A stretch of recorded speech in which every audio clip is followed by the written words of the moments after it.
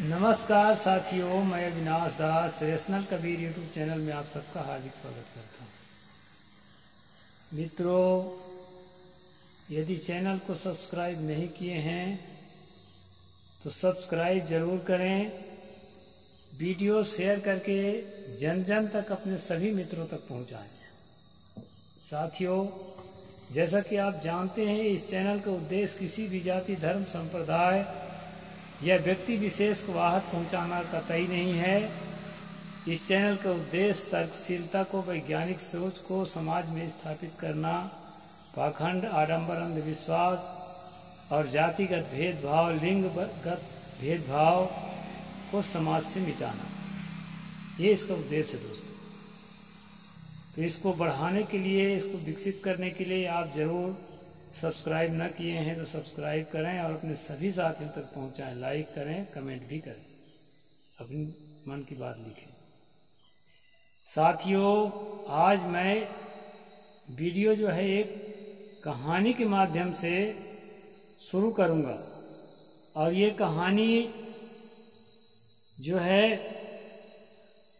New testament Bible की कहानी है जो ईसाइयों पे चलता है। आप ये मत सोचिए कि ये कहानी में तो अंधविश्वास बहुत भरा है और इस कहानी को इस तर्कशील चैनल में बताने का क्या उद्देश्य है। मैं लास्ट में पूरी बात बता दूंगा दोस्तों कि कहानी मैंने क्यों बताया, और आपको लगेगा कि कहानी बताना बहुत ही जरूरी है, इस तरह कहानी। तो पहले कहानी को सुनिए सारी बातें, फिर जो है आगे मैं बताऊंगा कि ये सब मैं क्यों बता रहा हूं। बाबेल नाम के प्रांत में एक नबूकदनेस्सर नाम का जो है राजा राज करता था। साथियों, उसके यहाँ 4 इब्रानी भी नौकरी करते थे जो अधिकारी में बड़े पोस्ट पर थे। घटना यह घटती है कि राजा जो है रात में सपना देखता है और दूसरे दिन कहता है मैं बहुत परेशान हूं। दरबार में आकर के और सभी सामंतों से, सभी पदाधिकारियों से कहता है कि मेरी समस्या तुम लोगों को दूर करना होगा। तो पूछते हैं महाराज आपकी समस्या क्या है? तो बताता है मैंने रात में सपना देखा है, उसी की चिंता में पड़ा हुआ हूं।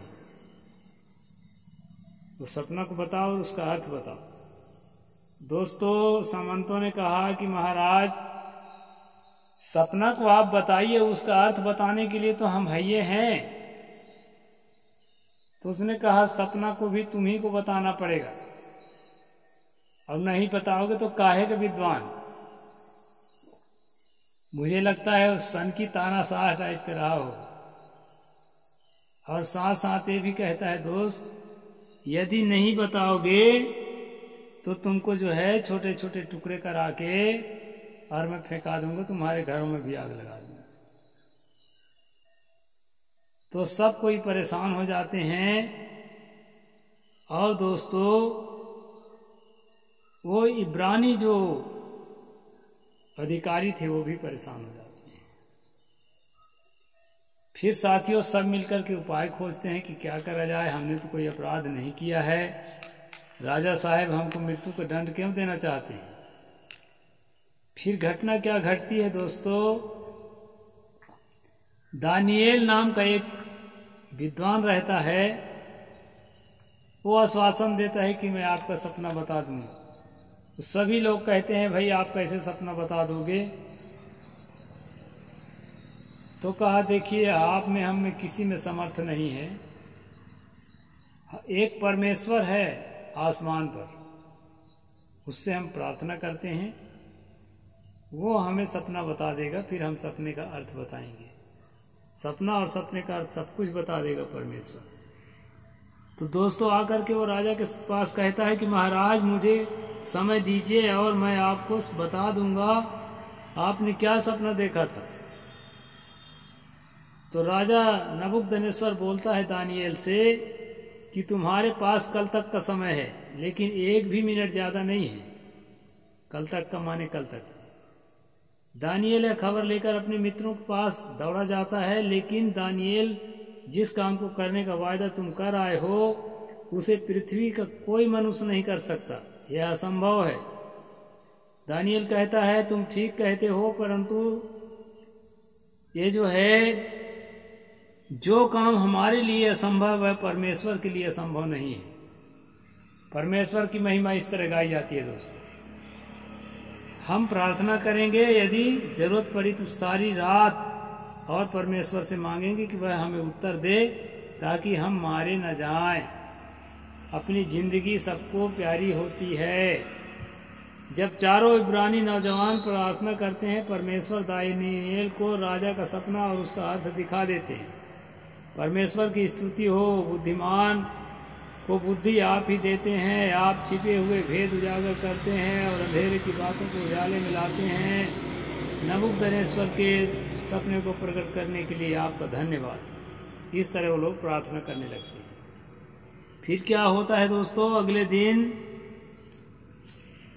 फिर समय मांगने आए हो क्या, ऐसा कहता है राजा। जब दानियेल जाता है उसके पास तो कहे, नहीं महाराज, हम समय मांगने नहीं आए हैं, हम आपके सपना बता रहे हैं।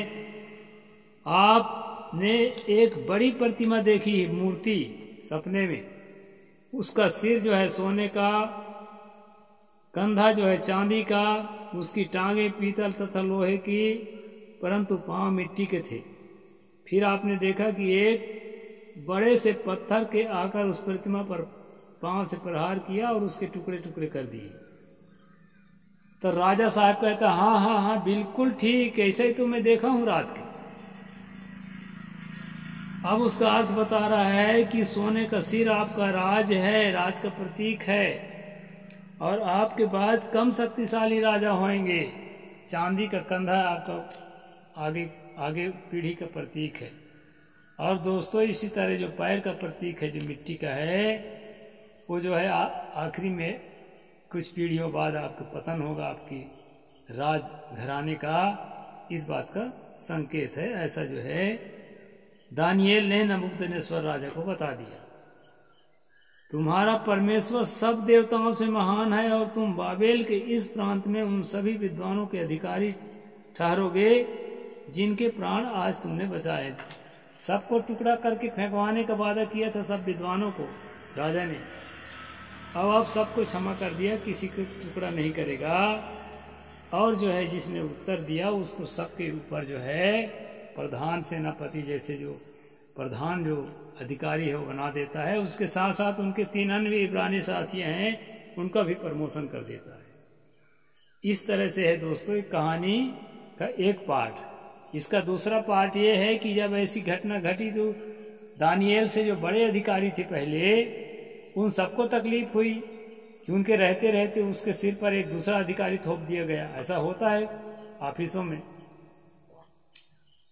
जब कोई जूनियर उसी ऑफिस में अपने सीनियर से और बड़ा पद पा लेता है तो इस तरह से दोस्तों फिर वो क्या करते हैं कि राजा को उकसा करके उसी तरह का एक मूर्ति बनाने को कहते हैं। राजा जो है यरूशलेम में आक्रमण करता है खुशी के मारे और जीत जाता है, और जीतने के बाद जो है 10 फीट का अपना प्रतिमा बनवाता है और आदेश जारी करता है कि सारे कर्मचारी अधिकारी उसको जाके प्रणाम करें मेरी मूर्ति को। और ऐसा इसलिए किया जाता है दोस्तों, जो इब्रानी लोग थे वो अपने ईश्वर के अलावा किसी के सामने मत्था नहीं झुकाते थे। ईश्वर तो कुछ होता नहीं है, लेकिन ऐसा उनकी मान्यता है। तो ये षड्यंत्र इसलिए रचे थे सामंती लोग, ये जो छोटे पद से बड़े पद में चले गए हैं, इनको किसी न किसी तरह से नीचे गिराया जाए। तो ऐसा ही किया गया दोस्तों।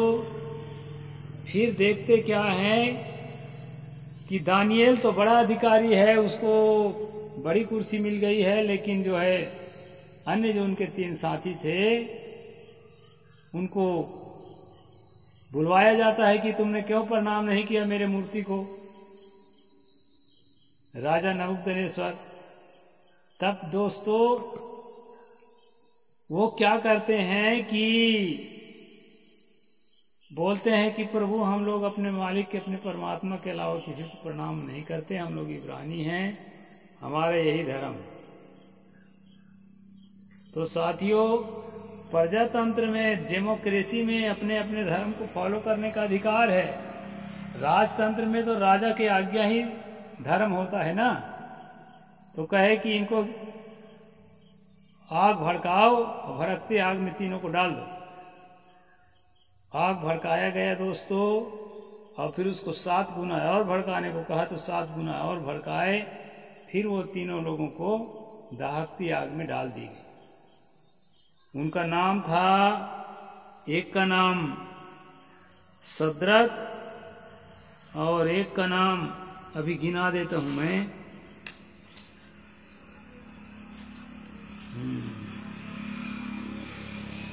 दानिएल के मित्र थे वो, जिनका जो है नाम भी तो खो गया। हाँ, इस प्रकार 3 लोग थे दोस्तों, उनको आग में डाला गया। लेकिन आग की लपटें उनको छू नहीं रही थी, और 3 के जगह पर उसमें 4 लोग थे। एक कौन है पता ही नहीं चल रहा था। तो देखे कि ये तो जरा भी नहीं जले हैं। ये जो है होलिका की कहानी जैसे है। मुझे लगता है इसी का कॉपी पेस्ट करके होलिका की कहानी लिखा गया होगा। ये जो है न्यू बाइबिल की कहानी है। तो वो तीनों की मूर्ति जब नहीं जला दोस्तों, तो वो बहुत प्रभावित हुआ राजा। उनका नाम था शद्रक, मेशक और अबेदनगो। शद्रक, मेशक और अबेदनगो, वो 3 इब्रानी जो आग में नहीं जले। उनके आग में नहीं जलने से क्या होता है दोस्तों, राजा बहुत प्रभावित हुआ और पूछा ऐसा कैसे हो गया। तो कहे स्वर्ग का एक आदमी और था, हमारा सहयोग करने के लिए आया था। अब मैं इस कहानी को इसलिए बताया 2 पार्टों में दोस्तों। आपको मैं ये बताना चाह रहा था, किसी भी धर्म में, ये ईसाइयों की कहानी है, किसी भी धर्म में इस तरह की कहानियां आपको सुनने को मिलती हैं। और ये कहानी इसलिए बताई जाती है दोस्तों कि धर्म में हर चीज सच है, और धर्म में झूठ कुछ होता ही नहीं है। और देखो, हमारा जो असली परमेश्वर है उसमें ऐसी ऐसी महिमा है। पहली महिमा तो ये है कि दूसरे के सपना को दिखा दिया, उसका सपना का अर्थ बता दिया। दूसरी महिमा ये है कि आग में जलाने से भी वो इब्रानी तीनों दोस्त नहीं जल पाए, जस के तस ठंडा के ठंडा रह गए। तो इस प्रकार हमारे टीवी के स्क्रीन पर दोस्तों, मैं भक्तों के यहाँ जाता हूँ तो देखता रहता हूँ तरह तरह की कहानी। दुर्गा माई, गणेश भगवान, बजरंग बली और कौन कौन देवी देवता, उनके मंदिर होते हैं। बड़े बड़े मुसीबत आते हैं नाटकों में, और वो मुसीबत आने पर वो वहाँ जाकर के मन्नत मांगते हैं दोस्तों, और वो मुसीबत जो है टल जाती है और बहुत खुशहाली आ जाती है। इसको देख करके आदमी को लगता है नहीं भाई, धर्म कुछ तो है, अदृश्य शक्ति कुछ तो है, भगवान और देवता कुछ तो हैं, तभी ऐसा हो रहा है। और वो हो क्या रहा रहता है दोस्तों, वो होता रहता है नाटक में, रियल लाइफ में नहीं हो रहा होता है। इसी तरह से रियल लाइफ में धर्म के सारी किताबें जो मैं आप कहानी बताया, ये आदमी को इसमें 2 बातें हैं। दृढ़ता पूर्वक चाहे जितना दंड दें, मरना पड़े तो मरना पड़े, लेकिन हम अपने धर्म में दृढ़ रहेंगे। एक बात तो ये है इसके अंदर। दूसरी बात यह है कि काम असंभव नहीं है, परमात्मा आपको पूरा करेगा ही। तो परमात्मा की महिमा मंडित करने के लिए इस तरह कहानियां जो है किताबों में लिखी जाती है लेखकों के द्वारा। और आकाश से आई हुई किताब कह करके, परमात्मा के द्वारा कही हुई बात कह करके लोगों के दिलो दिमाग में जो है इसको स्थापित किया जाता है दोस्तों, ताकि वो आकर्षित होकर के हमारी संख्या बने और हमारा जो धर्म है, हमारा जो संप्रदाय है, वो पॉपुलर होता चला जाए। बहुत सारी कहानी है इसमें। मैंने एक कहानी बताकर समझाने की कोशिश किया है कि किस तरह से अपने धर्म को मजबूत बनाने में और उसको आगे बढ़ाने में, उसको पॉपुलर करने में लोकप्रिय करने में और अधिक से अधिक लोगों तक पहुंचाने में किस तरह झूठी कहानियों को सहारा धर्म ग्रंथों में लिया जाता है दोस्तों, इसको बताने के लिए मैं ये कहानी आपको बताया। और ये सब किताबें फ्री जो है बांटी जाती है। इसलिए तर्कशीलता के जो साथी हैं, वैज्ञानिक सोच के जो साथी हैं, ऐसे कहानियों से प्रभावित ना हो। मुझे देखिए ना, ऐसी कितनों कहानियां पढ़ता रहता हूँ बाइबल में, कुरान में, और वेद, पुराण, गीता, महाभारत, रामायण में प्रभावित होता तो किसी न किसी धर्म में भर्ती हो जाता है। लेकिन मैं प्रभावित नहीं हो रहा हूँ। और ये आपका कोई बांका बाल, कोई देवी देवता, ईश्वर परमात्मा नहीं करेंगे दोस्तों। ठोस रेशनलिस्ट बनिए, एथिस्ट बनिए, ठोस जो है आप तर्कशील बनिए। कोई देवी देवता, ईश्वर परमात्मा, अदृश्य शक्ति, ये सब किताबों की कहानी में है, ये आपको प्रभावित नहीं करेंगे।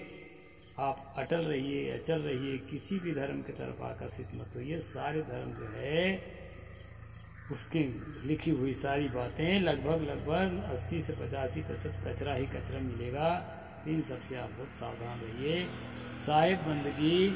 जय भीम, जय भारत।